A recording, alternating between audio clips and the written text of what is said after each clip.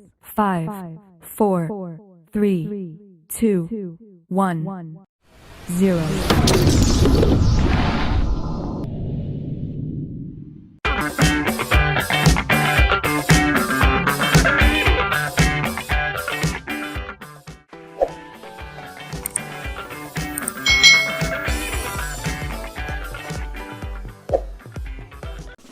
Hai, selamat datang di channel YouTube Kak Citra. Apa kabar adik-adik semuanya? Kak Citra berharap kalian dalam kondisi yang baik, sehat dan siap belajar ya. Hari ini kita akan belajar bersama-sama untuk mata pelajaran tematik kelas 5. Kita masih belajar di tema 6, panas dan perpindahannya, subtema 2, perpindahan kalor di sekitarku, pembelajaran yang ke-6. Mari adik-adik kita belajar dengan penuh semangat ya. Perhatikan percakapan berikut ini. Dayu, terima kasih ya sudah mengajariku beberapa gerakan tari Bali termasuk pola lantainya, kata Siti. Sama-sama Siti, saya juga senang kamu mau tahu lebih banyak tentang beberapa tari daerah dari tempat asalku. Ini sebuah lukisan penari pendet untukmu Siti. Tari ini merupakan salah satu tari khas dari Bali yang memiliki makna dan tujuan tertentu. Pasti kamu ingin tahu lebih banyak tentang tari ini kan? Kata Dayu. Tentu saja Dayu. Terima kasih sekali untuk lukisannya. Kamu memang teman yang baik, kata Siti. Nah adik-adik kita pelajari yuk lebih jauh tentang tari pendet dari Bali. Mengenal tari pendet dari Bali. Nah, tari pendet merupakan salah satu tari tradisional Bali yang sangat populer adik-adik. Lahirnya tari pendet itu berawal dari ritual sakral Odalan di Pura yang disebut dengan Mamendet atau Mendet. Nah, Mendet dimulai setelah pendeta Hindu mengumandangkan mantra dan setelah pementasan topeng Sidakarya. Tari ini dipentaskan secara berpasangan atau secara massal seperti ini adik-adik, dengan membawa perlengkapan berupa bokor, sesajen, dan bunga. Pendet disepakati lahir pada tahun 1950. Tari pendet ini masih tetap mengandung kesan sakral dan religius meskipun dipentaskan di sebuah acara yang tidak berhubungan dengan kegiatan keagamaan. Pada tahun 1961, Iwayan Berata memodifikasi tari pendet hingga menjadi tari pendet yang sering kita saksikan sekarang. Nah, beliau juga menambah penari pendet menjadi 5 orang. Setahun kemudian, Iwayan Berata ini dan kawan-kawannya menyajikan tarian pendet massal yang ditarikan oleh 800 orang penari untuk ditampilkan di Jakarta dalam acara pembukaan Asian Games adik-adik. Nah, kemudian pada tahun 1967, koreografer dari tari pendet modern ini, Iwayan Rindi, mengajarkan dan meneruskan tarian pendet kepada generasi muda. Selain pendet, beliau juga mengajarkan dan melestarikan tari Bali lainnya kepada keluarganya maupun lingkungan di luar keluarganya. Tari pendet ini menceritakan tentang dewi-dewi kayangan yang turun ke bumi. Nah, biasanya tari pendet ini dibawakan secara berkelompok atau berpasangan oleh remaja putri adik-adik. Para penari pendet itu berbusana layaknya penari upacara keagamaan. Setiap penari akan membawa sesaji berupa bokor. Nah, bokor itu seperti ini adik-adik ya. Nah, yang di dalamnya itu terdapat bunga warna-warni. Dan pada akhir tarian, bunga ini akan ditaburkan ke tamu undangan sebagai sebuah simbol penyambutan. Tari pendet menggunakan pola lantai yang sangat sederhana dibandingkan pola lantai tari Bali lainnya. Nah, tari pendet hanya menggunakan pola lantai berbentuk huruf V, pola lantai lurus, dan pola lantai menghadap ke samping, kanan, dan kiri. Seperti halnya tarian tradisional kebanyakan, pola lantai pada tari pendet ini tidak memiliki makna khusus. Tidak seperti tari bedoyo dari Yogyakarta yang memiliki makna di setiap pola lantai tariannya. Diambil dari seputaranbali.blogspot.co.id. Adik-adik, apa saja hal penting yang kita temui pada setiap paragraf dalam bacaan tadi? Nah, kita bisa menggunakan tabel untuk menuliskan hal-hal pentingnya adik-adik.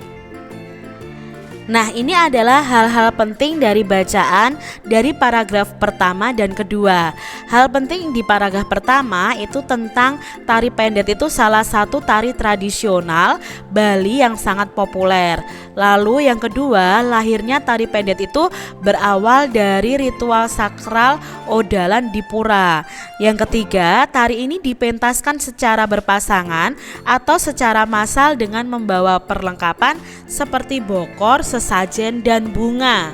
Nah, untuk paragraf yang kedua, hal pentingnya adalah tari pendet ini disepakati lahir pada tahun 1950. Lalu pada tahun 1961, Iwayan Berata ini memodifikasi tari pendet menjadi yang sering kita saksikan sekarang. Setahun kemudian, Iwayan Berata dan kawan-kawan menyajikan tarian pendet massal. Lalu pada tahun 1967, koreografer tari pendet modern yaitu Iwayan Rindi mengajarkan dan meneruskan tarian pendek kepada generasi muda. Sekarang yang ada di paragraf ketiga dan keempat, hal pentingnya apa saja? Di paragraf ketiga, tari pendet itu menceritakan tentang dewi-dewi kayangan yang turun ke bumi. Para penari pendet ini berbusana layaknya penari upacara keagamaan. Yang ketiga, setiap penari itu membawa sesaji berupa bokor yang di dalamnya itu terdapat bunga yang akan ditaburkan ke tamu undangan sebagai simbol penyambutan. Lalu di paragraf yang keempat, hal pentingnya adalah tari pendet itu menggunakan pola lantai tari yang sangat sederhana. Jadi tari pendet itu hanya menggunakan pola lantai berbentuk V, pola lantai lurus, dan pola lantai menghadap ke samping kanan dan kiri. Pola lantai pada tari pendet itu tidak memiliki makna khusus. Jadi itu hal-hal penting yang bisa kita ambil dari masing-masing paragraf. Nah, adik-adik, kalian juga bisa membuat diagram seperti ini nih adik-adik ya, tentang tari pendet tadi. Nah, tari pendet itu apa? Tari pendet adalah salah satu tari tradisional Bali yang sangat populer. Siapa penciptanya dan penciptaannya? Ya, bisa kalian sebutkan sebenarnya di sini ya, Iwayan Berata ya. Penciptanya itu Iwayan Berata dan disepakati lahir pada tahun 1950. Lalu bagaimana isi tariannya? Oh, menceritakan tentang dewi-dewi kayangan yang turun ke bumi. Bagaimana pola lantainya? Pola lantainya menggunakan pola lantai yang sangat sederhana. Nah, tari pendet merupakan salah satu tari tradisional Bali yang sangat populer. Tarian ini ya, kalau kita simpulkan dari bacaan tadi, lahir dari ritual sakral Odalan di Pura. Nah, tari pendet disepakati lahir pada tahun 1950 dan pada tahun 1961 Iwayan Berata ini memodifikasi tari pendet menjadi tari yang sering kita saksikan sekarang. Nah, tari pendet menceritakan tentang dewi-dewi kahyangan yang turun ke bumi. Tari pendet menggunakan pola lantai yang sederhana, yaitu pola lantai berbentuk huruf V, pola lantai lurus, dan pola lantai menghadap ke samping kanan dan kiri. Nah, kamu mungkin dapat melihat bahwa pada tari daerah seperti tari pendet itu menggunakan pola lantai tertentu pada tariannya. Pola lantai inilah ini ada yang bermakna tertentu dan ada juga yang tidak. Seperti tarian bedoyo dari Jawa Tengah ini adik-adik, memiliki makna pada setiap pola lantai yang dibuat oleh penari. Jadi ini pola lantainya banyak dan memiliki makna khusus.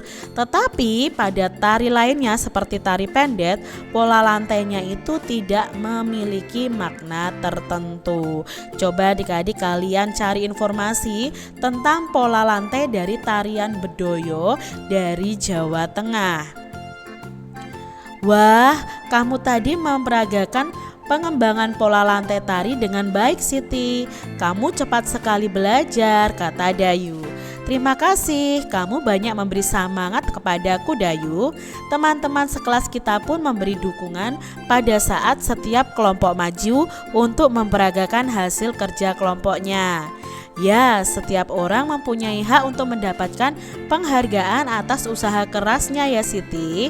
Dan tentu saja kewajibannya adalah dengan berlatih sungguh-sungguh agar tujuan dari usahanya itu tercapai. Adik-adik, setiap kegiatan yang kita lakukan pasti melibatkan hak dan kewajiban, baik hak dan kewajiban kita maupun orang lain, baik yang berhubungan dengan diri kita atau dengan orang lain.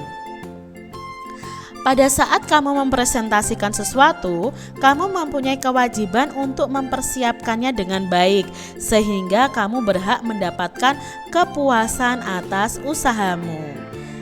Pada saat orang lain melakukan presentasi nih adik-adik atau peragaan di depan, kamu mempunyai kewajiban untuk memberikan kesempatan dan menghargai usahanya dengan memberikan perhatian dan tidak boleh menertawakannya adik-adik. Jadi kalau teman kalian maju ya kalian harus memperhatikannya dengan baik.